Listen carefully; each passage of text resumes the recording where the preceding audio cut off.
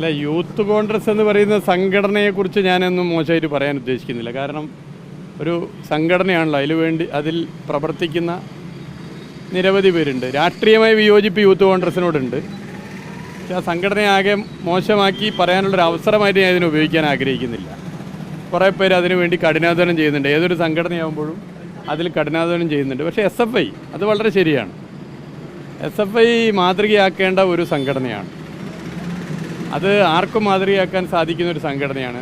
ഇപ്പോൾ ഇവിടെ നിൽക്കുന്ന ഞാനായാലും ഈ ചോദ്യം ചോദിക്കുന്ന നിങ്ങളായാലും ക്യാമറ പിടിച്ചു നിൽക്കുന്ന എൻ്റെ സുഹൃത്തുക്കളായാലും ഒക്കെ തന്നെ വിദ്യാർത്ഥി സംഘടനാ പ്രവർത്തന രംഗത്ത് പ്രവർത്തിച്ചവരാണ്. കേരളത്തിലെ ക്യാമ്പസുകളിൽ തെറ്റായ പ്രവണതകൾ ഉണ്ടാകാതിരിക്കാൻ വേണ്ടി വലിയ പങ്കാണ് SFI പോലൊരു വിദ്യാർത്ഥി സംഘടന വഹിക്കുന്നത്. കേരളത്തിലെ സ്കൂളുകളായിക്കൊള്ളട്ടെ, കേരളത്തിലെ ക്യാമ്പസുകളായിക്കൊള്ളട്ടെ, വിദ്യാർത്ഥികളിൽ മതവർഗീയ വിഷം കുത്തിവെക്കാതിരിക്കാൻ SFI വഹിക്കുന്ന പങ്ക് അത് ആർക്കും ചെറുതെന്ന് പറയാൻ വേണ്ടി പറ്റില്ല. ഞാനുൾപ്പെടെ ഈ നഗര ഹൃദയത്തിലെ സ്കൂളിലാണ് പഠിച്ചത്. 6ാം ക്ലാസ്സിൽ SFIയുടെ മെമ്പർഷിപ്പ് എടുത്താണ്, പ്രകടനത്തിൽ പങ്കെടുത്തിട്ടാണ് സാമൂഹിക പ്രവർത്തനം ആരംഭിച്ചത്. എന്നെ ഞാനാക്കുന്നതിൽ SFI വലിയ പങ്ക് വഹിച്ചിട്ടുണ്ട്. ഇതുപോലെ ഒരുപാട് പേരെ ശരിയായ പാതയിൽ നയിക്കുന്നതിൽ വിദ്യാർത്ഥി സംഘടനാ പ്രവർത്തനത്തിൻ്റെ ഭാഗമായി വന്നവരൊക്കെ എടുത്തു പരിശോധിച്ചാൽ SFI വലിയ പങ്ക് വഹിച്ചിട്ടുണ്ട്. അപ്പോൾ SFIയെക്കുറിച്ച് അദ്ദേഹം പറഞ്ഞത് വളരെ ശരിയാണ്. SFI മാതൃകയാക്കേണ്ട ഒരു സംഘടനയാണ്. നിരവധി പേർ SFIയിൽ പ്രവർത്തിച്ച് ജീവൻ നഷ്ടപ്പെട്ടവരുണ്ട്. ഒരു ശരിയായ രാഷ്ട്രീയം മുറുകെ പിടിച്ചതിൻ്റെ ഭാഗമായിട്ടാണ്.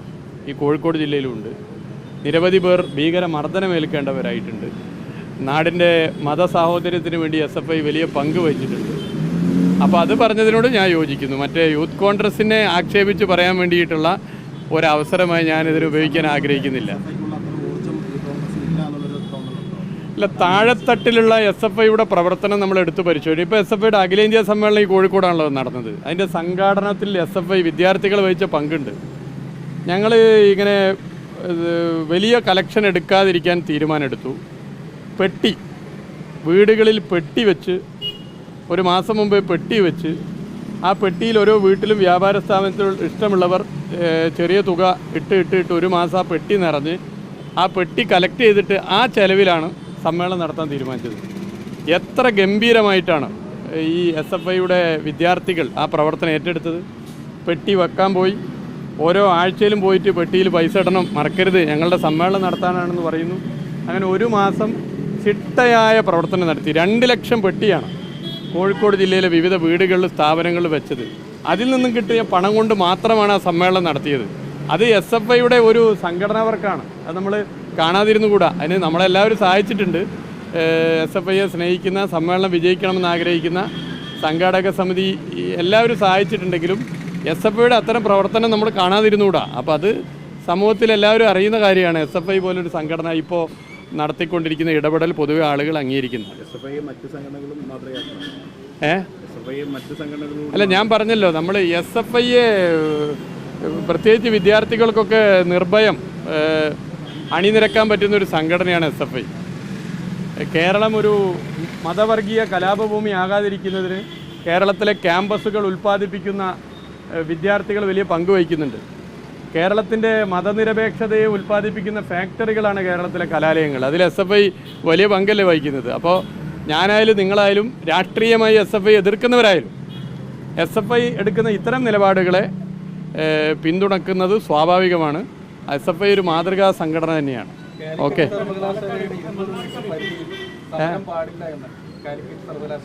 അറിയില്ല, എനിക്കതിനെക്കുറിച്ച് കൂടുതൽ അറിയില്ല. ഈ സമരത്തിനൊക്കെ നമ്മൾ ഇങ്ങനെ നിയന്ത്രണം വെച്ചാലൊന്നൊരു ജനാധിപത്യ സംവിധാനത്തിൽ അത് എത്രത്തോളം മുന്നോട്ട് പോകുന്നുള്ളതാണ് അതിൻ്റെ ഒരു വസ്തുത. മറ്റു കാര്യം എനിക്കതിൽ അറിയില്ല.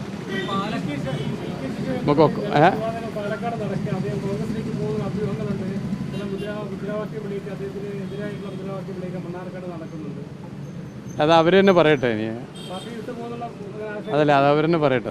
മറ്റൊന്ന്, മിനിസ്റ്റർ ഇപ്പം നേരത്തെ പറഞ്ഞു മാധ്യമങ്ങൾ സർക്കാരുകളെ വിമർശിക്കണമെന്ന് പറഞ്ഞു. പക്ഷേ സർക്കാരിനെയും ഒപ്പം തന്നെ ഭരണകക്ഷിയൊക്കെ വിമർശിച്ച മാധ്യമത്തിനെതിരെയൊക്കെ ഈ കയ്യും വെട്ടും കാലും വെട്ടും എന്ന് പറഞ്ഞുള്ള മുദ്രാവാക്യങ്ങളുമായി തെരുവിൽ നടക്കുന്ന കാഴ്ചകളാണ് കാണുന്നത്. അല്ല, നമ്മൾ ഈ ഉത്തരേന്ത്യ ആയാലും ഇന്ത്യയിലെ മറ്റ് സംസ്ഥാനങ്ങളെടുത്ത് പരിശോധിച്ചാലും കേന്ദ്ര സർക്കാരിനെയോ ആ സംസ്ഥാനങ്ങളിലെ സംസ്ഥാന സർക്കാരിനെയോ മന്ത്രിമാരെയോ മാധ്യമങ്ങൾ വിമർശിച്ചാൽ ആക്രമിക്കപ്പെടുന്നുണ്ട്, മാധ്യമപ്രവർത്തകർ കൊല്ലപ്പെടുന്നുണ്ട്, മാധ്യമ സ്ഥാപനങ്ങൾ ആക്രമിക്കപ്പെടുന്നുണ്ട്, മാധ്യമ സ്ഥാപനങ്ങൾ അടച്ചുപൂട്ടുന്നുണ്ട്. അതിന് അന്വേഷണ ഏജൻസികളെ ദേശീയ തലത്തിൽ ഉപയോഗപ്പെടുത്തുന്നുണ്ട്. പല നിലയിലും അത്തരം കാര്യങ്ങൾ നടക്കുന്നുണ്ട്. കേരളത്തിൽ പരിശോധിച്ചാൽ അങ്ങനെ ഒരു പ്രശ്നമില്ല. അപ്പോൾ നിങ്ങളൊക്കെ എന്തൊക്കെ ചോദ്യം ചോദിക്കുന്നുണ്ട്? എന്തെങ്കിലും ഒരു വ്യക്തിപരമായ അകൽച്ച നമ്മുടെ തമ്മിലുണ്ടോ? എന്തൊക്കെ ചോദ്യം, കണ്ണ് കുത്തുന്ന ചോദ്യം വരെ നിങ്ങൾ ചോദിക്കില്ലേ? വളരെ നമ്മളൊക്കെ സ്നേഹത്തെ, അത് പുറത്തേക്ക് കാണിക്കുന്ന സ്നേഹമല്ലല്ലോ, ഉള്ളിൽ സ്നേഹമുണ്ടല്ലോ. അതാണ് കേരളത്തിൻ്റെ രീതി. എന്നാൽ അതിൻ്റെ പുറത്തേക്ക് പോയാൽ നിങ്ങൾ ഇപ്പോൾ ഒരു മനുഷ്യനോട്, ഇപ്പോൾ മന്ത്രി ആയിക്കോട്ടെ, ഇത്തരത്തിൽ ചോദ്യം ചോദിച്ചു പോയാൽ പിന്നീട് എന്തായിരിക്കും അവസ്ഥ?